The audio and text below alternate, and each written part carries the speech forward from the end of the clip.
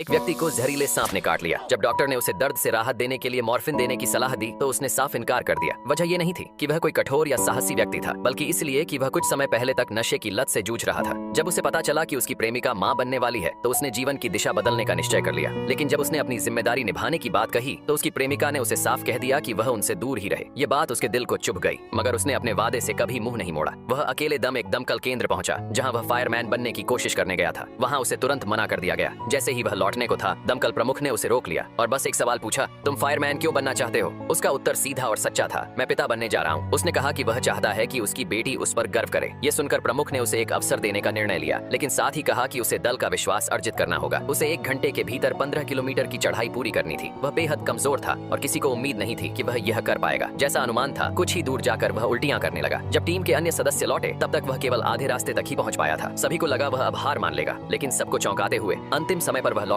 और अपनी जेब से फोन निकालकर छोटी की तस्वीर दिखा दी। उसी क्षण उसे दल प्रमुख की स्वीकृति मिल गई। इसके बाद वह एक दुकान गया, नवजात शिशु की जरूरतों का सामान खरीदा और चुपचाप अपनी प्रेमिका के द्वार पर रखकर लौट गया। आने वाले दिनों में वह रोज कठिन अभ्यास करता और गुपचुप तरीके से भोजन भी पहुंचाता, लेकिन उसने कभी खुद संपर्क नहीं किया। धीरे धीरे उसके बदलाव साफ दिखाई देने लगे। ब्रैंडन की मेहनत रंग लाई। न केवल उसने अपने साथियों का सम्मान पाया, बल्कि उनकी फायर टीम को एक प्रतिष्ठित उपाधि भी मिली। एक दिन जब वह हमेशा की तरह कुछ सामान देने पहुंचा और चुपचाप लौटने ही वाला था, उसकी प्रेमिका ने उसे पुकारा। वह ब्रैंडन के इस बदलाव से अभिभूत थी और उसने उसे पूरे दिल से स्वीकार कर लिया। उसने ब्रैंडन से अपनी बेटी को गोद में लेने को कहा। ब्रैंडन बहुत भावुक हो गया, पर डर रहा था कि कहीं उसकी गंदी वर्दी शिशु के वस्त्रों को न खराब कर दे। उसकी प्रेमिका को इस बात की कोई परवाह नहीं थी। जब ब्रैंडन ने अपनी बेटी को बाहों में भरा तो वह अपने आंसुओं को रोक न सका। उसने दिल से अपनी गलती के लिए माफी मांगी। जब सब कुछ बेहतर होने लगा था, तभी एक भयानक हादसा हुआ। फायर ब्रिगेड को जंगल में लगी आग बुझाने बुलाया गया। ब्रैंडन को हवा की दिशा पर नजर रखने की जिम्मेदारी दी गई। सभी को लगा कि यह एक सामान्य कार्य है और हंसी खुशी विदा ली, ये सोचकर कि वे सब लौटेंगे। लेकिन किसी को पता नहीं था कि यह विदाई अंतिम होगी। ब्रैंडन जब पहाड़ी की चोटी पर पहुंचा तो उसने देखा कि हवा की दिशा अचानक बदल गई है और आग बहुत तेजी से टीम की ओर बढ़ रही है। उसने तुरंत सतर्क किया, लेकिन आग की गति का अनुमान गलत साबित हुआ। जब तक प्रमुख और दल समझ पाते, आग ने उनका मार्ग अवरुद्ध कर दिया था। प्रमुख ने सबको अपनी अग्नि ढालों का उपयोग करने का आदेश दिया। इसके बाद बस भाग्य ही उनका सहारा था। जब बचाव दल वहां पहुंचा तो 19 जले हुए शव मिले। यह समाचार सुनकर ब्रैंडन पूरी तरह टूट गया। उसने मन ही मन सोचा, काश वह भी वहीं समाप्त हो जाता। लेकिन अब जबकि वह जीवित था तो उसे अपना अंतिम संकल्प पूरा करना था। शहीद हुए फायर फाइटर्स के परिवार एक व्यायामशाला में इकट्ठा हुए, इस आशा में कि जो एक व्यक्ति बचा है वह उनका अपना हो सकता है। जब ब्रैंडन वहां पहुंचा तो सबकी उम्मीदें टूट गईं और रोना फूट पड़ा। ब्रैंडन का दिल भी उन्हीं के साथ रो पड़ा।